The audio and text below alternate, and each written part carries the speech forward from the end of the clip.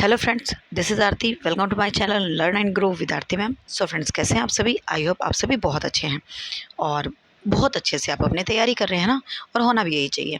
तो चलिए, आज की वीडियो में हम बात करने वाले हैं आपके एडमिट कार्ड से रिलेटेड जो आपकी क्वेरीज़ हैं, है ना, जो आपने डाउट पूछे हैं, और उसके अलावा बाकी जो स्टूडेंट अदर स्टेट वाले स्पेशली जो परेशान हैं कि मैम ये अटेस्ट किससे करवाना है ना, कौन होता है ये? क्योंकि जो आपका नोटिस आया है साइट पर, उसमें लिखा हुआ है, वो हिंदी में है कि राजपत्रित अधिकारी, है ना, उस पे लिखा हुआ है राजपत्रित अधिकारी। तो ये क्या होता है? बेसिकली ये होता क्या है, ये आपका गजेटेड ऑफिसर होता है, जो भी आपका अगर हम बात करें ग्रुप ए बी पोस्ट का जो आपका अधिकारी होता है, जैसे कि आपका प्रिंसिपल हो गया, है ना। ये प्रिंसिपल आपका जो है प्राइवेट स्कूल का भी हो सकता है, बशर्ते वो जो स्कूल है वो सर्टिफाइड होना चाहिए, ठीक है, अथॉरिटी होनी चाहिए उस स्कूल के पास। उसके अलावा अगर हम बात करें जो पीजीटी टीचर होते हैं, गवर्नमेंट पीजीटी टीचर, ठीक है, उन्हें भी अथॉरिटी होती है, वो भी आपका अटेस्ट कर सकते हैं। उसके बाद आपके जो डॉक्टर होते हैं, है ना, जो डॉक्टर होते हैं वो भी इसको अटेस्ट कर सकते हैं। जानवरों वाला जो डॉक्टर होता है ना, वो भी अटेस्ट कर सकता है, वो ग्रुप ए की पोस्ट में आता है, वो भी इसको अटेस्ट कर सकता है। तो आप उनमें से किसी से भी इसको अटेस्ट करवा सकते हैं। रही बात अदर स्टेट वालों की, तो अदर स्टेट वाले भी सेम किसी भी स्कूल के प्रिंसिपल से, पीजीटी टीचर से, ठीक है, डॉक्टर से, एमबीबीएस डॉक्टर, ठीक है, ये ध्यान रखना, एमबीबीएस डॉक्टर से, ओके, इनसे, इनमें से किसी से भी आप जो है अटेस्ट करवा सकते हैं। और बेसिकली क्यों करवाना होता है? सीधी सी बात है, इसका मतलब यही होता है कि जो आपके एडमिट कार्ड पे जो भी जानकारी आपके द्वारा भरी गई हैं, है ना, वो सारी सही हैं, आप बिल्कुल एक जेन्युइन व्यक्ति हैं, इतनी सी बात होती है। ओके, तो ये बात थी। और यार, चैनल को शेयर वगैरह कर दिया करो, सब्सक्राइब कर दिया करो, है ना। इतनी इन्फॉर्मेशन मैं आपके साथ शेयर करती हूँ, बट पता नहीं क्यों, क्या प्रॉब्लम है। ओके, तो कर देना, शेयर कर देना, काफ़ी स्टूडेंट जो परेशान हो रहे हैं। हाँ, उसके अलावा एक बात और थी, कुछ स्टूडेंट्स के डाउट है कि मैम स्पेलिंग उसमें कुछ और थी, उसमें कुछ और थी। तो ये सारी बातें तो मैंने बताया था कि हेल्पलाइन नंबर पे कॉल करके पता कर लेना। तो उसमें शायद उस लड़की का वापस मैसेज आया है, वो कह रही है कि वो मना कर रहे हैं। तो मुझे नहीं लगता ऐसा कुछ होगा, ये ठीक हो जाती हैं प्रॉब्लम्स, ठीक है, क्योंकि पहले भी स्टूडेंट्स ने करवाई हैं। ओके, तो अभी तो आप अपने एग्ज़ाम पे फ़ोकस कीजिए, उसके बाद देख लेंगे क्या होगा, ठीक है। अपने एग्ज़ाम पे फ़ोकस कीजिए, बेवजह मतलब ये जो एक्स्ट्रा स्ट्रेस है ना, इसको दिमाग से निकाल कर और अपने एग्ज़ाम पर फ़ोकस कीजिए, एग्ज़ाम बहुत अच्छे से कीजिए। उसके बाद आप दोबारा कमेंट करना, फिर मैं आपका बहुत अच्छे से जो है उसको सॉर्ट आउट कर दूँगी।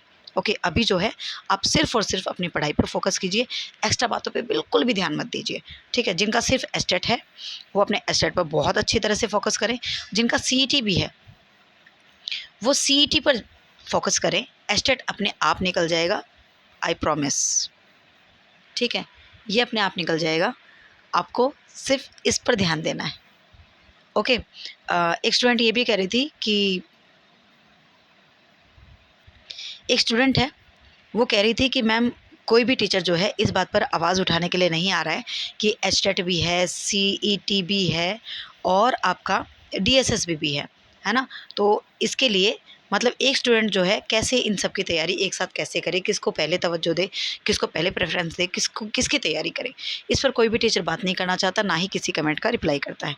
तो देखिए डियर, मैं बताना चाहूँगी, इस बारे में मैं बात कर चुकी हूँ, ठीक है, और अकेले टीचर से कुछ नहीं होता है, ठीक है। जो कुछ है वो सारे स्टूडेंट्स ही हैं। अगर स्टूडेंट्स ने आवाज़ उठाई होती तो इनमें फेरबदल ज़रूर होता, ठीक है। स्टूडेंट जो हैं एक दूसरी वीडियो के नीचे कमेंट करके ही सीमित हैं, वहीं तक वो सीमित रह गए, उसके आगे उन्होंने कोई कदम नहीं बढ़ाया।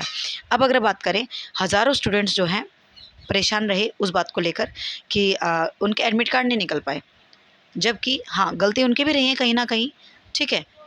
लेकिन स्टूडेंट की भी रही है। जैसे कि मेरे पास ही एक केस है, उसमें क्या है कि उनके पास जो है पीडीएफ शेयर कर दी, उन्होंने किसी और से फॉर्म फिल करवाया, पूरी पीडीएफ जो उनके पास शेयर होकर आ गई, ठीक है, लेकिन वो कंप्लीट नहीं थी, ठीक है, वो कंप्लीट नहीं थी। उनके पास मेल आया,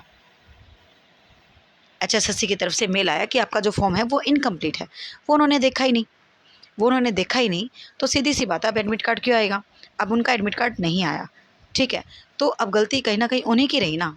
उस मेल को अगर चेक कर लिया होता, उस मैसेज को चेक कर लिया होता, तो वो उस प्रक्रिया को कंप्लीट कर देते, और वो प्रोसेस कंप्लीट होने के बाद उनका जो है फॉर्म कंप्लीट हो जाता और एडमिट कार्ड आ जाता।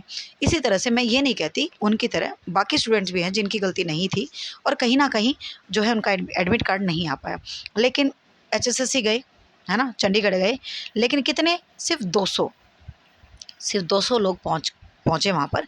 और जबकि बताया जा रहा था कि कम से कम 5,000 से 10,000 की संख्या है। इनफैक्ट मैंने ये भी सुना था कि 50,000 के आसपास स्टूडेंट्स हैं जिनको ये प्रॉब्लम हुई है, क्योंकि 14 लाख हैं। 14 लाख में से 50,000 अगर हम बात करें तो कोई बड़ी बात नहीं है। और वैसे बड़ी बात है कि वो 50,000 इस एग्ज़ाम से रह गए, उसके अलावा उस पोस्ट से वो रह गए जिसके लिए आगे उन्हें तैयारी करनी थी। ठीक है, तो इन 50,000, सच में अगर 50,000 स्टूडेंट्स थे वो, तो यहाँ पर अगर वो 50 के 50 गए होते तो क्या बात नहीं बनती? बनती। कोई ना कोई सॉल्यूशन उसका ज़रूर निकालता। दुनिया में ऐसी कोई प्रॉब्लम नहीं है जिसका कोई सॉल्यूशन नहीं होता। एक भी प्रॉब्लम ऐसी नहीं है, ढूँढने से पता नहीं क्या नहीं मिल जाता, है ना? ढूँढने से सब कुछ मिल जाता है। तो हर चीज़ का सॉल्यूशन भी होता है, लेकिन ऐसे बैठे-बिठाए एक दूसरे की वीडियो के नीचे कमेंट करने से सॉल्यूशन नहीं होते हैं। घर से निकलना होता है, वो कोई तैयार ही नहीं है। मेवात वाला रिज़ल्ट अटका पड़ा है, घर से कोई निकलने के लिए तैयार नहीं है, जॉब सबको चाहिए, ठीक है? तो ऐसे नहीं होता है, ओके? और मैं हमेशा आपके साथ थी, हमेशा हूँ और हमेशा रहूँगी, ठीक है? हँसते रहिए, मुस्कुराते रहिए, और कोई बात हो तो आप कमेंट करके बता सकते हैं। और प्लीज़ अपनी प्रिपरेशन को जो है बढ़ाते रहिए, बढ़ाते रहिए, बढ़ाते रहिए।